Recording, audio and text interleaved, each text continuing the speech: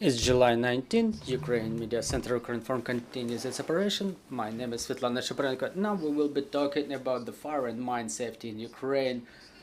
Our guests today are Oleksandr Khorunzhyy, the press officer of the State Emergency Service of Ukraine, and Roman Rudak, Deputy Director of the Department for Emergency Prevention at the State Emergency Service of Ukraine. So, Mr. Oleksandr, can you please share the information about current situation?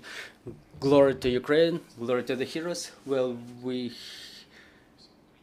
had a difficult night. I mean, our rescuers and all of our Ukrainians, the southern regions were affected by a terroristic attack by Russian Federation. Mostly the strikes were concentrated on Odessa region, and our rescuers were working there all night long for mitigation of consequences of shellings and missile strikes.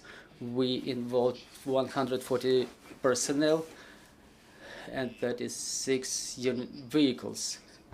During those attacks, according to the preliminary information, which is still being double-checked, 4 civilians were injured, specifically those who were staying in apartment blocks. I just want to focus on a number of facilities where we were mitigating the consequences of shelling and putting out the fire. During the second night, there was a missile strike. The missile hit one of the markets, which resulted in fire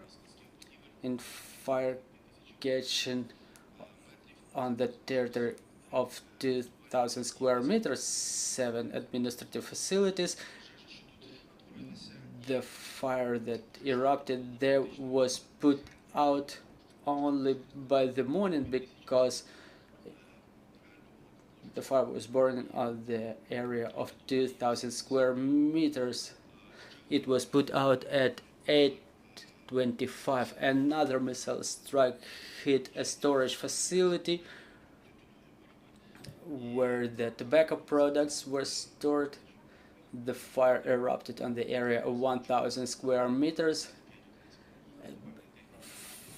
5 vehicles and 14 rescuers were engaged in putting out the fire. At 8:30, the fire was put out. I want to remind you that upon those 3 strikes, the apartment blocks were damaged by the debris of the missiles and unmanned aerial vehicles, and in those apartment blocks we had 5 people injured that I've mentioned. I also want to focus on Mykolaiv region. As a result of enemy's attack on the Koblevo community, where the facilities of recreational infrastructure destroyed, the teams on duty set off for a mission in Koblevo district, in Koblevo community. The fire was being put out even during another wave, a repeated wave of the enemy's attack. The shockwave damaged a number of administrative facilities plus 1 air defense vehicle. 1 serviceman was hospitalized. That's in brief about the consequences of the latest enemy attacks on the southern regions of Ukraine. Then I would like to give the floor to Mr. Roman Rudak. Thank you, Mr. Oleksandr. Mr. Roman, let's proceed to the fire safety. It's midsummer. The fires erupt in the forests, in the fields. Unfortunately, it's traditional for our country. We see the announcements about the critical level of fire threat. What does it mean, and what should the people do as they hear this announcement? Good morning, everybody. Yes, within the next couple of days, the highest level of fire safety is forecasted in Ukraine. This fire safety level means long-term high temperature in the country without any precipitations. It creates a significant threat of ignition of dry grass as a result of intentional ignition or by some technical devices like the cars that may be out of order moving along the fields in the forests with their exhaust systems out of order. So I would like to give you some statistics. In the ecosystems of Ukraine within this year, 7,500 fires erupted, resulting in death of 6 people and 11 more injured. The most fires erupted in Kyiv, Lviv, Kharkiv and Poltava regions. Also, I would like to draw your attention to the fact that for the purposes of prevention of fires in ecosystems, the citizens should abide by the elementary rules. Now that the fire safety level is growing, it's prohibited to visit forests to make fires there. They should not drive in the forest using the vehicles which are out of order. People are prohibited to leave any household things there, like rags impregnated with different POLs.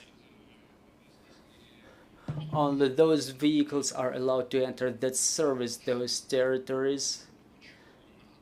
I mean the forestry vehicles. I also want to remind the citizens that according to the administrative code, there are penalties for violation of the safety rules and burning of dry vegetation. For example, Article 77 of the code contemplates that violation of fire safety in the forest is being penalized with amount of 1,500 to 4,500 hryvnias. According to the Article 77.1, the intentional burning of dried vegetation is penalized in the amount of 3,000 to 6,000 hryvnia. Thus, I would like to mention that the servicemen of the State Emergency Service of Ukraine implement preventive measures to ensure the fire safety, just like raids on the areas using the unmanned aerial vehicles to detect the violators. For example, such raids resulted in identification of Lviv region by one team of five violators who were brought to liability. Also, during this summer season, the most pressing topic is harvesting campaign, preservation of harvest, and prevention of fires in the fields. I want to stress for the businesses who own those fields that they should ensure compliance with all the safety rules, and the simple measures are the placards about the prohibition of burning the dry vegetation. After the crops are harvested, the remnants should not be burned either, as they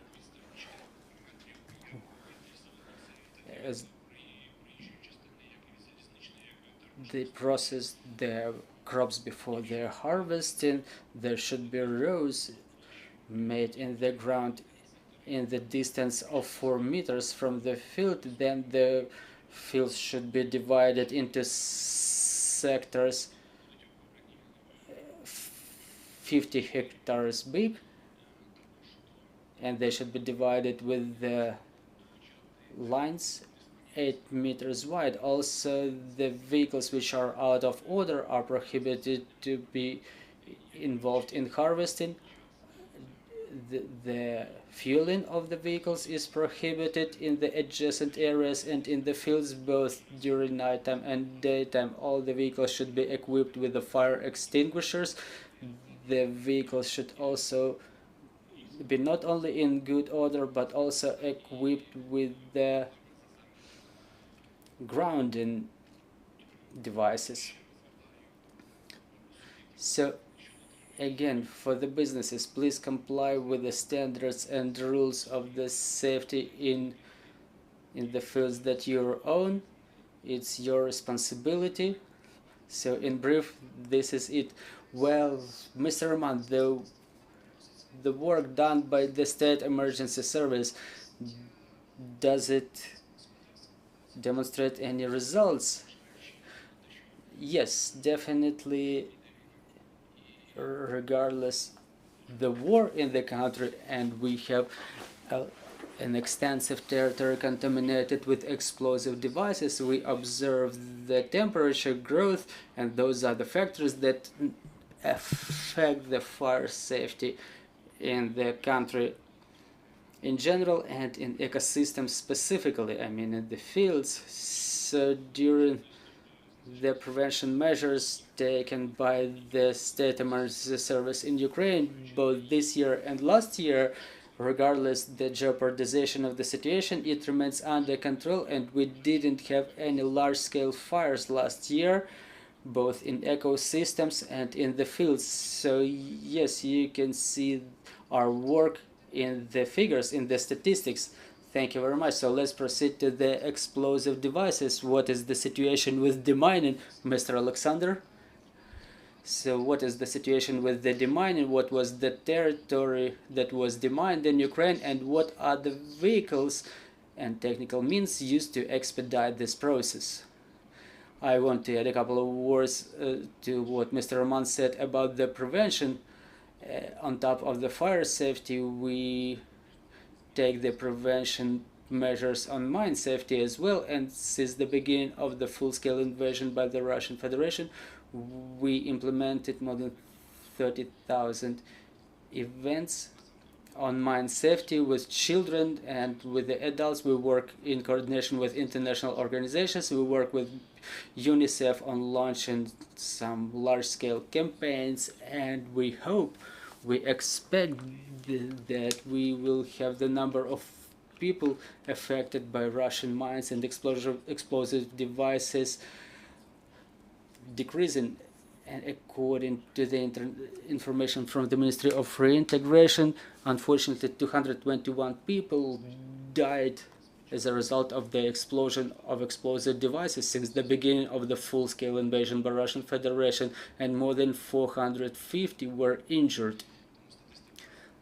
So the statistics are sad, and we do everything we can. We take all reasonable efforts to make those figures decrease. So please adhere to all the advice by State Emergency Service, specifically in the areas along the front lines, in the territories where there were intense fights. So the golden rule: if you see an explosive device, don't come closer, don't touch it, call 101. In no case, I'm talking about the occupied territories, in no case visit any water reservoirs, don't walk along the roads less traveled, so to say. Don't walk in the fields, don't walk in the forests. It's important to know that. It's important to abide by those rules. The parents should work with their kids. They should keep reminding them. We continue working with the Ministry of Education. We open the safety classes where the children are taught both online and offline However, we still have cases. For example, in Kherson region, 2 children found an unknown device. They were playing with it and were heavily injured. I understand the agrarians, they need to work on their land. It's very important, but without clear understanding that the territory is clear of mines, they should get that information from the local authorities. They should not go in the fields so easily. They cannot do that. It implies lethal threats. So talking about demining, since the beginning of the invasion by Russian Federation, we had 63 missions fulfilled by the pyrotechnic units of State Emergency Service. We defused more than 413,000 explosive devices, including 3,149 aviation bombs. Just imagine this situation. Just imagine how much of this dangerous metal was brought by the enemy. It will take us years and years to demine. We inspected 91,400 hectares of Ukrainian land. The main regions where the most of the pyrotechnic units work are the Donetsk region, Mykolaiv region, Kharkiv region, and Kherson region. Those are the areas. Well, obviously, those regions include Sumy and Kyiv region, but now I'm talking about the mostly contaminated areas, the regions where our people work. So what helps us? What is the material helping us? Obviously, we put a lot of emphasis on mechanized demining. In the State Emergency Service, we have 13 such vehicles now. All of them are involved in clearing operations, and mostly we try to demine the critical infrastructure facilities. I mean the aerial power lines, the gas pipes, the water pipes. We understand the level of damage and destruction is substantial, but people should feel comfortable with water and power supplies, so we put the most emphasis on clearing of the projects of on the critical infrastructure facilities, and one of the priorities is clearing the fields. We saw the harvest. There will be a harvesting campaign shortly. There is the mechanism developed, the metric system, how we engage the units, because not only State Emergency Service units are involved in those operations, but also the armed forces, the National Guard, National Police, State Transportation Service. So we take all necessary efforts to have our fields cleared of mines, and local authorities have the headquarters deployed, identifying the priorities of which field should be demined earlier or sooner. But people should not expect for some prompt results. Demining process takes time, and I'm talking about those demining vehicles. Compared to the last year, we had only one such vehicle, or in the beginning we had none of them, and now we have 13 of them, and their number will be growing. By the end of the year, we plan, I hope, we will have maybe 20, maybe even more such vehicles, so we continue our fruitful cooperation with our international partners, including international organizations and Ukrainian organizations, and we hope we have a plan of supply of those vehicles to our units. We have robotics system, we have robots for demining. So those demining vehicles, they mostly work in Kharkiv and Kherson regions. Those are the areas most contaminated with mines in Ukraine now, and as soon as we deoccupy Zaporizhzhia region, as we oust the enemy from there, from Donetsk, Kherson and Luhansk regions, there will be yet more work to do given the dense mining of those territories by the enemy, but I hope that by then we will have enough vehicles to clear those territories.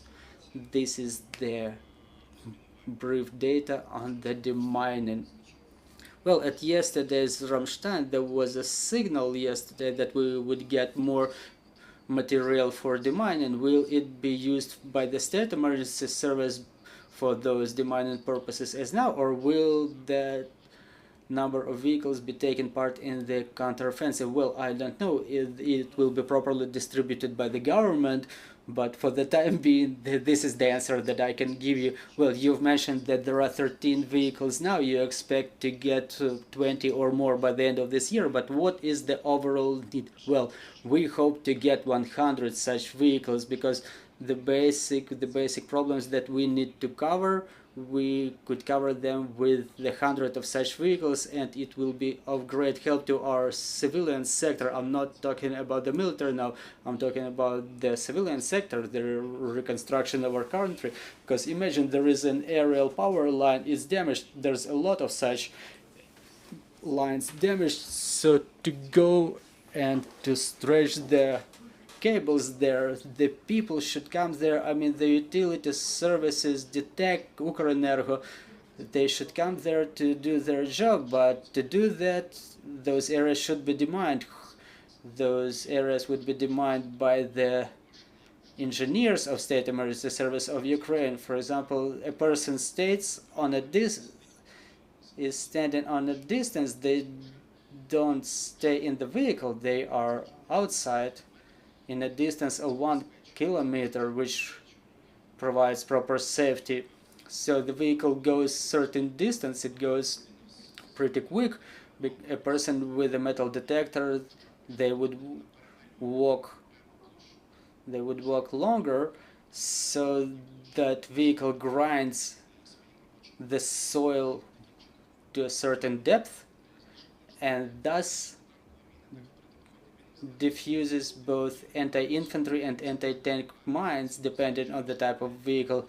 It helps a lot, it preserves the safety for our people, and when we cannot identify the type of the explosive devices, you know, Russians, they sometimes make it as a mine threat.